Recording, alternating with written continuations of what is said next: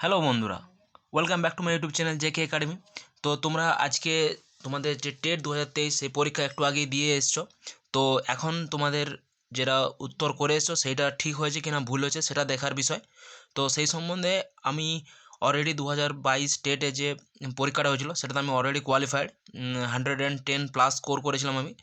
তো তো সেটা এখন বলার বিষয় নয়, যেটা বলার বিষয় সেটা হচ্ছে যে এই টেট 2023-এ যে পরীক্ষা প্রশ্নপত্র ছিল সেটা যে এনভায়রনমেন্টাল স্টাডিজের যে প্রশ্নটা 30টা ছিল।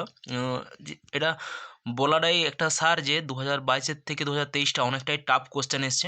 তো সেইটার রেসপেক্টিভে আমি তোমাদেরকে উত্তরগুলো জানানোর চেষ্টা করছি। তো এটা ফাইনাল অ্যান্সার কি নয়, আমি আমার তরফ থেকে যেটুকু আমার মনে হয়েছে যেটা হওয়ার দরকার সেটুকুই আমি তোমাদের সাথে আলোচনা করব। তো চলো দেখে নেওয়া যাক। আরও তোমরা অন্য কোনো স্যার যদি কিছু বলছেন তো সেটাও তোমরা দেখে নিতে পারো। তো এটা দেখো 121 নম্বরের যে প্রশ্নটা আছে, এরা প্রথমের অ্যান্সারটা হবে নিম্নলিখিত কোন যৌগিক পদার্থটি পরিমাপের মাধ্যমে আগ্নেয়গিরির অগ্নুৎপাতের কারণে হওয়া বায়ু দূষণ শনাক্ত করা যায়। এটার উত্তরটা হবে সালফার ডাইঅক্সাইড। ঠিক আছে, এটা এ হবে উত্তর। 122-এর যে প্রশ্ন সেটা আছে মাইক্রোপ্লাস্টিক সম্পর্কিত যে বক্তব্যটি সঠিক নয়। এখানে কিন্তু নয় বলেছে, ঠিক আছে, তোমরা যদি লক্ষ্য করো তো এখানে নয় বলেছে। তো নয় কোনটা, সেটা হচ্ছে যে মাইক্রোপ্লাস্টিক হলো সহজ জৈব বিয়োজ্য বস্তু।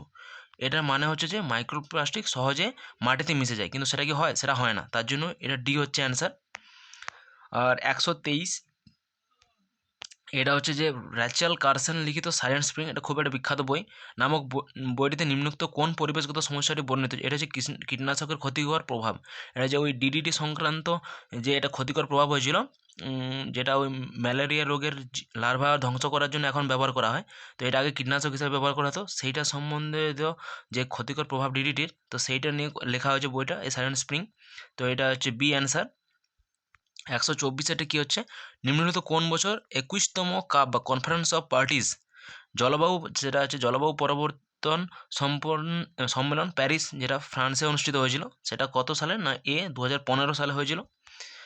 আর 125 নম্বরটি কী আছে নিম্নোক্ত অবস্থাগুলির মধ্যে কোনটি হাইড্রোফোনিক্স পদ্ধতিতে উদ্ভিদ বৃদ্ধির জন্য ব্যবহৃত হয়। এটা বর্তমানে খুবই একটা ট্রেন্ডিং পর্যায়ে আছে, সেটা হচ্ছে মৃত্তিকাবিহীন অবস্থা।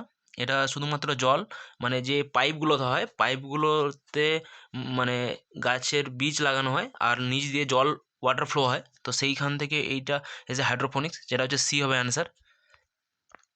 126টা কী হচ্ছে সামুদ্রিক বাস্তুতন্ত্রের জন্য সবচেয়ে কম ক্ষতিকারক। এটা কিন্তু কম ক্ষতিকর, এই পয়েন্টটা কিন্তু তোমরা লক্ষ্য করবে। প্রত্যক্ষ ঝুঁকিটিতে চিহ্নিত করুন, এটা হচ্ছে যে বায়ুর গুণমান সূচক এর পরিবর্তন। ঠিক আছে, এটা হচ্ছে এটাই অ্যান্সার। এবার হচ্ছে 127 কী আছে না নিম্নলিখিত টক্সিনগুলির মধ্যে কোনটি মানুষের শরীরে রেড টাইডস এর মধ্যস্থতায় প্যারালাইটিক সেলফিশ বিষক্রিয়া বা পিএসপি সৃষ্টি করে। এটা বলতে গেলে এই প্রশ্নটা আমি পড়িনি অলরেডি, কিন্তু আমি এটা দেখলাম যে এটার উত্তরটা হবে স্যাক্সিটক্সিন, এ হবে অ্যান্সার। আর 128-এরটা কী আছে 2021-22, এটা তো যারা কারেন্ট অ্যাফেয়ার্স পড়ছো তারা হয়তো খুব বেশি ভালো পারবে। 2021-22 আর্থিক বছরে ভারতের জনপ্রতি বা পার ক্যাপিটা ব্যবহৃত বিদ্যুতের পরিমাণ কত ছিল, সেটা হচ্ছে the answer 1255 kilowatt per hour, sorry per hour নয়, কিলোওয়াট আওয়ার।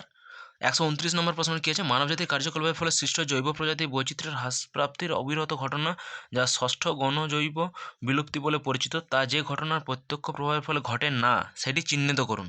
ঠিক আছে, এটা ঘটে না বলেছে, তো এটার প্রশ্ন উত্তর হচ্ছে সি, প্রজাতির জন্মহার কমে যাওয়া। এটা হচ্ছে সি হচ্ছে অ্যান্সার। নিম্নত কোন প্রাণীগুলোর মধ্যে কোনটি বেন্থিক অমেরুদণ্ডী প্রাণী। ঠিক আছে, বেন্থিক অমেরুদণ্ডী প্রাণী। 130-এর যেটা হচ্ছে সেটার উত্তরটা হচ্ছে এই বি, সি অ্যানিমন হওয়ার আমার মনে হচ্ছে সি অ্যানিমন, অনেকে হয়তো ডি বলবে সি হর্স, কিন্তু আমার মনে হচ্ছে বিটা হবে অ্যান্সার। তো এটা তোমরা একটু চেক করে নেবে, আমার মনে হচ্ছে বি অ্যান্সার, সি অ্যানিমন। ঠিক আছে, 130-এর যে প্রশ্নটা আছে সেটা। 131-এ কী আছে না কয়লা থেকে 1 ইউনিট বিদ্যুৎ উৎপাদন করতে কত পরিমাণ কার্বন ডাইঅক্সাইড গ্যাস বায়ুমণ্ডলে নিঃসৃত হয়। ঠিক আছে, এটার অ্যান্সার হচ্ছে এ 0.91 থেকে 0.95 পাউন্ড। আর কার্বন মনোক্সাইড সিও হলো একটি গ্রিনহাউস গ্যাস না একটি পলিসাইক্লিক অ্যারোমেটিক হাইড্রোকার্বন না এয়ার কোয়ালিটি ইন্ডেক্স AQI স্থির করার একটি উপাদান একটি উদ্বায়ী জৈব যৌগ VOC। তো 132-এর যে উত্তর হবে সেটা হচ্ছে বি, যেটা হচ্ছে 1 2 3 1 2 3, যেটা সেটা হচ্ছে বি অপশানটা কারেক্ট অপশান। 133 নিম্নলিখিত রাসায়নিকগুলির মধ্যে কোনটি রাসায়নিক সবুজ দ্রাবক হিসাবে বিবেচিত করা যেতে পারে। ঠিক আছে, এই প্রশ্নটার উত্তরটা আমিও ঠিক মতো জানি না পুরোপুরিভাবে, কনফার্ম আমি বলতে পারবো না। তো এটা 133, এটা আমার মনে হচ্ছে যে এই সুপার ক্রিটিক্যাল কার্বন ডাইঅক্সাইড এটা হতে পারে। তো আমরা এটা দেখে নেবে অন্য স্যাররা কী বলছেন। 134 কী আছে, নিরক্ষীয় বা বিষুবীয় প্রশান্ত মহাসাগরে সংঘটিত এনসো বা এল নিনো সার্দান যেটা অসিলেশন ঘটনা পৃষ্ঠীয় জলের তাপমাত্রা নিম্নত কোন পর্যায়ে এল নিনো পর্যায়ে বলা হয়।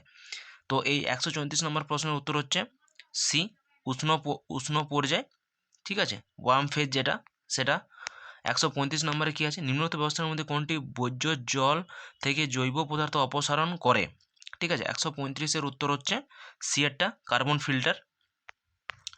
নিম্নোক্ত 136 নম্বর কী আছে, নিম্নোক্ত রাসায়নিক যৌগগুলির মধ্যে কোনটি মেরু অঞ্চল বা স্ট্র্যাটোস্ফিয়ার ওজোন হল সৃষ্টির জন্য দায়ী। তো 136-এর উত্তর হচ্ছে ডি অপশান, ক্লোরিন নাইট্রেট। ঠিক আছে, 137 হচ্ছে, একজন পরিবেশবিদ্যার শিক্ষক বা শিক্ষিকা হিসেবে আপনি শিলা ও খনিজের সঙ্গে শিক্ষার্থীদের পরিচয় ঘটানোর ইচ্ছা পোষণ করেন। এখন একজন অনুসন্ধিৎসু শিক্ষার্থী আপনাকে প্রশ্ন করলো যে অধিকাংশ খনিজ ও শিলাতে কোন মূলটি পাওয়া যায়, শিক্ষক শিক্ষিকা সম্ভাব্য উত্তরটি হবে কোনটি। তো 137-এর উত্তরে যেটা হবে সেটা হচ্ছে ডি, সিলিকন। ঠিক আছে, 138-এ কী আছে, শিলার আবহবিকারে সৃষ্ট আলগা উপাদানগুলি যে প্রণালীতে একত্রিত হয় সেই প্রণালীকে কি বলা হয়। তো 138-এরটা হচ্ছে সি, অধক্ষেপ বা সেডিমেন্টেশন, এটা হচ্ছে সি আছে অ্যান্সার। 139-এরটা আছে, যেটা হচ্ছে নিম্নে উল্লেখিত মাছগুলির মধ্যে কোনটি অ্যানাড্রোমাস মাছ যেটা হচ্ছে সেটা হচ্ছে সি অ্যান্সার, রুই। 139 এটা হচ্ছে রুই। 140-এ কী আছে, নিম্নলিখিত প্রাণীগুলির মধ্যে কোনটি ডেট্রিটাস ফিডার বা ডেট্রিটাস ভোজী। তো ডেট্রিটাস ভোজী, এটার প্রশ্নের উত্তর হচ্ছে খরগোশ, আমার মনে হচ্ছে খরগোশ হওয়ার কথা। 141-এর কী আছে, যে দৃষ্টিগতভাবে সমস্যাক্লিষ্ট কোনো পরীক্ষার্থীদের অনলাইন ক্লাস নেওয়ার সময় একজন পরিবেশবিদ্যার শিক্ষিকা বা শিক্ষক কোন কোন যথাযথ পদ্ধতি ব্যবহার করবেন। তো এই 141-এর উত্তর হবে ডিএডটা, আমি ডিএডটাকে ধরেছি। 1, 2, 3, 4 সবগুলোতেই দরকার। কণ্ঠবার্তা আদান প্রদানের মাধ্যমে, অসংখ্য মৌলিক সংখ্যা ব্যবহারের মাধ্যমে, সহপাঠীদের ব্যাখ্যা ব্যবহারের মাধ্যমে এবং মূর্ত অভিজ্ঞতা ব্যবহার করার মাধ্যমে, সবগুলোই ডিএডটা হবে অ্যান্সার। 141, 142-এরটি কী আছে, শৈবাল ব্লুম, এটা তো সবাই জানো যে অক্সিজেনের পরিমাণটা যে কমে যাচ্ছে সেটা। তো এটা হচ্ছে ডি অপশানের উত্তর, ডিটা অক্সিজেনের নিঃশেষকরণ। 143-এরটা হচ্ছে যে নিচের বিবৃতির মধ্যে কোনটি সঠিক। তো এদের মধ্যে 143-এর হচ্ছে বি, প্রাণীদের প্রজননগত প্রয়োজন মেটানোর জন্য একত্রিত হওয়ার সঙ্গে সম্পর্কিত। 144-এরটা কী আছে, একজন পরিবেশবিদ্যার শিক্ষিকা বা শিক্ষক একটি কঙ্কালের সাহায্যে তার শিক্ষার্থীদের বিভিন্ন ধরনের অস্থিসন্ধির ধারণা দিচ্ছেন। এখন তিনি দেহের বিভিন্ন শরীর স্থানিক অংশে বল ও সকেট অস্থিসন্ধি নির্দেশ করলেন। শরীর স্থানিক অংশসমূহ শনাক্ত করুন। তো এইগুলো বল সকেট আছে এরকম একটা জায়গা, সেটা হচ্ছে যে 144-এর এ, হাঁটু এবং কনুই। নেক্সট কোয়েশ্চেন 145-এর আছে, ভিন্ন প্রজাতি থেকে প্রবর্তিত জিন ধারণকারী প্রাণী ও উদ্ভিদকে বলা হয়, এটা হচ্ছে হাইব্রিড বলা হয় বা সংকর, যেটাই বলবে। 145 এ। 146-এরটা কী আছে, বিবৃতি এ দুটো আছে, প্রাথমিক স্তরে পরিবেশবিদ্যার বিষয়ের পরিবর্তে ভাবমূল সন্নিবেশিত হয়েছে। আর যুক্তিটা তার আছে কি না, ভাবমূল নির্ভর পরিবেশবিদ্যার শিখন বিষয়ভিত্তিক ব্যবধানকে অতিক্রম করতে সাহায্য করে এবং সমন্বয়ী ধারণাকে এগিয়ে নিয়ে যেতে সাহায্য করে, যা বিষয় সাপেক্ষে শিক্ষিকা বা শিক্ষক এবং শিক্ষার্থীদের কাছে সহজতর হয়।